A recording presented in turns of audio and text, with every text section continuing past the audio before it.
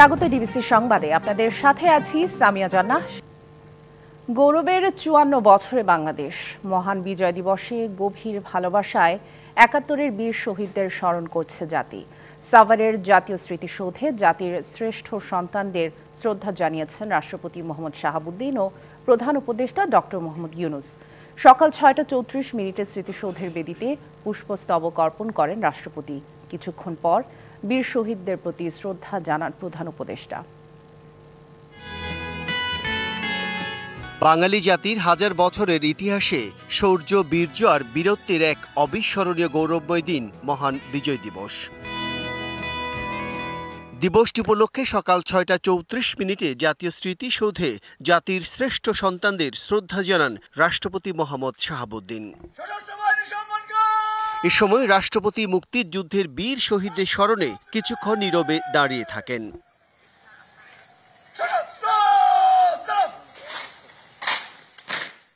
সেনা, নৌ ও বিমান বাহিনীর একটি সুসজ্জিত দল তখন রাষ্ট্রীয় সালাম জানায়। এ সময় বিউগুলে বেজে ওঠে করুণ সুর।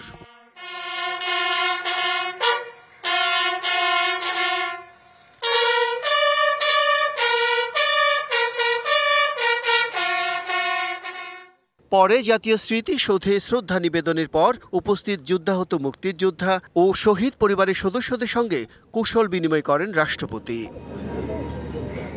এ সময় স্মৃতিসৌধ প্রাঙ্গণে রাখা পরিদর্শন বইয়ে স্বাক্ষর করেন রাষ্ট্রপতি মোহাম্মদ শাহাবুদ্দিন।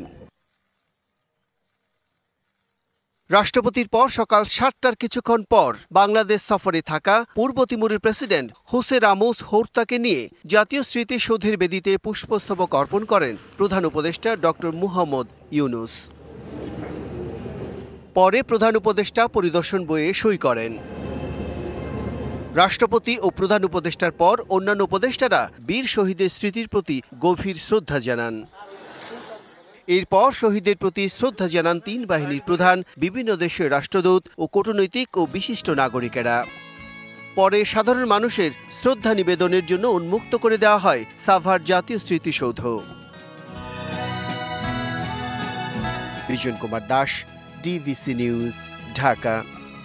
জাতির জীবনে গৌরব দীপ্ত দিন আজ। দখলদার পাকিস্তানি বাহিনীর জাতিগত নিধনযোগ্য আর দখলদারিত্বের বিরুদ্ধে জনগণের বিজয় আর বীরত্ব গাঁথার দিন ১৬ই ডিসেম্বর। ১৯৭১-এ আত্মদানকারী লাখো শহীদের স্মরণে তাই সাভারের জাতীয় স্মৃতিসৌধে শ্রদ্ধাবনত পুরো জাতি। শপথে স্লোগানে তাদের একটাই বার্তা, ৭১-এর মতো ২৪-এ আরেকবার শোষণ ও বৈষম্যহীন রাষ্ট্র বিনির্মাণে জাতি যেভাবে এক হয়েছে তা যেন অটুট থাকে গণতন্ত্রের অতন্ত্র প্রহরী হিসেবে। ৭১-এর এমনই একদিনে বাংলার আকাশে যখন উঁকি দিচ্ছিল লাল সূর্য, ততক্ষণে বাঙালির রক্তে রচিত হয়েছে বিজয়ের ইতিহাস। রক্তের অক্ষরে আঁকা লাল সবুজ পতাকা ছিনিয়ে এনে যারা উপহার দিয়েছেন বিজয়ের সুবাতাস, সেই শ্রেষ্ঠ সন্তানদের শ্রদ্ধা ভরে স্মরণ করল জাতি। ২ লাখ নির্যাতিতা নারীর করুণ আর্তনাদ, সন্তানহারা মায়ের নীরব অশ্রু আর ৩০ লাখ তাজা প্রাণ যেন একাকার হয়ে আছে বিজয়ের এই লাল সবুজ পতাকায়, যা জাতিকে সাহস যোগায়, অনুপ্রেরণা যোগায় বীরত্বের সোপানে এগিয়ে যাবার। রক্তের বিনিময়ে যে স্বাধীনতা আমরা অর্জন করেছি, এই স্বাধীনতাকে আমাদের রক্ষা করতে হবে। অবশ্যই প্রত্যাশা করি যাতে মুক্তিযুদ্ধের চেতনা মানুষের মধ্যে থাক। ৭১-এ বাংলার অকুতোভয় দামাল ছেলেরা যে স্বপ্ন ডানায় ভর করে হাতের মুঠোয় প্রাণ নিয়ে পাকিস্তানিদের তপ্ত বুলেটের সামনে বুক উঁচু করে দাঁড়িয়েছিল, সেই স্বপ্ন পূরণে তারই পুনরাবৃত্তি এই ২৪-এ আবার করে দেখিয়েছে শহীদদের উত্তরসূরিরা। যখনই দেশে অন্যায় হবে, দেশে দুর্নীতি হবে, সবাই যাতে এগিয়ে আসে এবং এই দুর্নীতির বিরুদ্ধে রুখে দাঁড়ায়। ১৯৫২ সালে ভাষা আন্দোলন দিয়েছে তরুণরা। ভবিষ্যতে ইনশাল্লাহ এই তরুণরা ঐক্যবদ্ধ থাকবে এবং সকল অনিয়মকে ভেঙে চুরে গুড়িয়ে দেবে, সে যে কোনো সরকার হোক।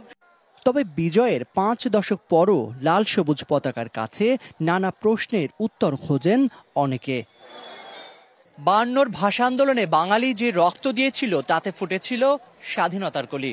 তাকে বিজয়ের ফুলে পরিণত করেছিল ৭১-এ ঝরে যাওয়া লাখো শহীদের এক সাগর রক্ত।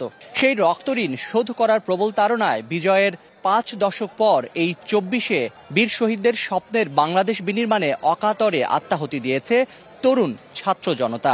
অন্যায় আর দুঃশাসনের বিরুদ্ধে বীরত্বের এই রক্তধারা বাঙালির ধমনীতে বয়ে চলুক প্রজন্ম থেকে প্রজন্মে। বিজয়ের এই দিনে এমন প্রতিশ্রুতি আর প্রতিজ্ঞার কথাই তুলে ধরলেন শ্রদ্ধা জানাতে আসা সর্বস্তরের মানুষ।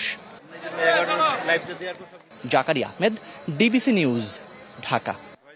সংস্কার ও নির্ভুল ভোটার তালিকা প্রণয়ন সাপেক্ষে 2025 সালের শেষ দিকে বা 2026 সালের প্রথমার্ধে নির্বাচন হতে পারে।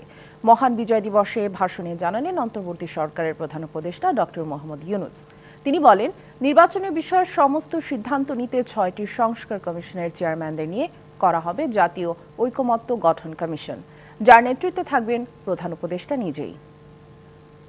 যদি অল্প কিছু সংস্কার করে ভোটার তালিকা নির্ভুলভাবে তৈরি করার ভিত্তিতে নির্বাচন সম্পন্ন করতে হয়, আর যদি এর সঙ্গে নির্বাচন প্রক্রিয়া এবং নির্বাচন সংস্কার কমিশনের সুপারিশের পরিপ্রেক্ষিতে এবং জাতীয় ঐকমত্যের ভিত্তিতে প্রত্যাশিত মাত্রার সংস্কার যোগ করে মোটা দাগে বলা যায় 2025 সালের শেষ দিক থেকে 2026 সালের প্রথমার্ধের মধ্যে নির্বাচনের সময় নির্ধারণ করা যায়।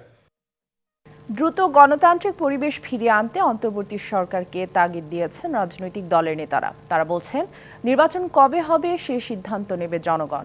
সাভার জাতীয় স্মৃতিসৌধে পুষ্পস্তবক অর্পণ করে তারা বলেন, 53 বছরেও স্বাধীনতার সুফল পায়নি জনগণ, তাই নতুন রাষ্ট্র বিনির্মাণে সবাইকে ঐক্যবদ্ধ থাকতে হবে। মহান বিজয় দিবসের সকালে মহাসচিব মির্জা ফখরুল ইসলামের নেতৃত্বে জাতীয় স্মৃতিসৌধে পুষ্পস্তবক অর্পণ করে বিএনপি। এই সময় বিএনপির স্থায়ী কমিটির সদস্য AZM জাহিদ হোসেন বলেন, জনগণের ক্ষমতা জনগণকে ফিরিয়ে দিলেই সকল সমস্যার সমাধান হবে। যত প্রলম্বিত করবেন সমস্যা তত দীর্ঘায়িত হবে, এবং আজকে জনগণ দ্রব্যমূল্যের ঊর্ধ্বগতিতে দিশেহারা, জনজীবন আজকে বিপর্যস্ত। কাজেই মানুষ তা যত দ্রুত একটি গণতান্ত্রিক পরিবেশ ফেরত পাবে তত বেশি মানুষ খুশি হবে, মানুষ আনন্দিত হবে। দেশকে এগিয়ে নিতে গণ অভ্যুত্থানের যে উদ্দেশ্য তা বাস্তবায়ন করতে প্রতিটি স্থানেই সংস্কার প্রয়োজন বলে মনে করেন রাজনৈতিক নেতারা। আমাদের দেশকেও দখল করতে 18 কোটি মানুষ ঐক্যবদ্ধ লড়াই করবে। এই বাংলাদেশ যদি স্বাধীন না হতো, এটারে বলতো পাকিস্তানের বাঙালি অথবা ভারতের বাঙালি। আমরা এখন বাঙালি জাতি রাষ্ট্র, এটাই হলো আমাদের অর্জন। খুব তাড়াতাড়ি মানুষের ইচ্ছার মধ্যে সময়ের মধ্যে নির্বাচন না হলে, নির্বাচনে না গেলে মানুষ বিক্ষুব্ধ হবে। স্বাধীনতার পক্ষের শক্তি দাবি করলেও তার বিপক্ষে কাজ করেছে আওয়ামী লীগ, এমন অভিযোগ গণ অধিকার পরিষদের। মুক্তিযুদ্ধের যে লক্ষ্য উদ্দেশ্য ছিল সেখান থেকে রাষ্ট্র বিচ্যুত হয়েছে, মানবিক রাষ্ট্রের পরিবর্তে এটা একটা দানবীয় রাষ্ট্রে পরিণত হয়েছে। কাজে এই ফ্যাসিবাদী কাঠামোর বিলোপ এবং নতুন রাজনৈতিক বন্দোবস্ত, এই এক দফা দাবিতে আপনারা সকল ঐক্যবদ্ধ হন। কাজে এই রাষ্ট্র যে ব্যর্থ হয়েছে, অকার্যকর হয়েছে 53 বছরে, সেটি কিন্তু এই ঘোষণার মধ্যে দিয়ে প্রমাণিত। 53 বছরেও স্বাধীনতার সুফল পায়নি জনগণ, তাই নতুন রাষ্ট্র বিনির্মাণে সবাইকে ঐক্যবদ্ধ থাকার আহ্বান জানান কেউ কেউ।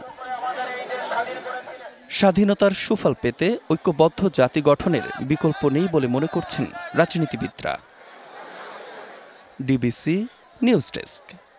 জাতীয় স্মৃতিসৌধে শ্রদ্ধা নিবেদন শেষে অসুস্থ হয়ে পড়েছেন বিএনপি মহাসচিব মির্জা ফখরুল ইসলাম আলমগীর। সকাল 10টার দিকে বীর শহীদদের প্রতি শ্রদ্ধা জানিয়ে সাংবাদিকদের সঙ্গে কথা বলার সময় তিনি মাটিতে পড়ে যান। সাথে সাথে তাকে সাভার সিএমএইচে নিয়ে যান বিএনপির নেতাকর্মীরা।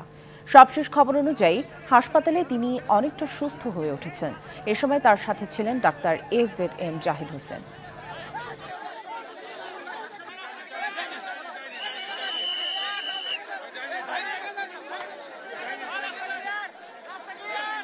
কিশোরগঞ্জের ভৈরবে সিএনজি অটোরিকশা ও কাভার্ড ভ্যানের সংঘর্ষে 5 জনের মৃত্যু হয়েছে। সোমবার সকাল 10:15টার দিকে ঢাকা সিলেট মহাসড়কের জগন্নাথপুর ব্রিজ এলাকায় এই দুর্ঘটনা ঘটে। ভৈরবের দিকে আসা একটি অটোরিকশা নরসিংদীর নীলকুঠি থেকে ছেড়ে আসা 2টি কাভার্ড ভ্যানকে অতিক্রম করতে গেলে একটি কাভার্ড ভ্যানের ধাক্কা লাগে অটোরিকশায়। এ সময় পেছনে থাকা অপর কাভার্ড ভ্যানটি অটোরিকশাটিকে চাপা দিলে ঘটনাস্থলেই অটোরিকশায় থাকা 2 পুরুষ ও 3 জন নারীর মৃত্যু হয়।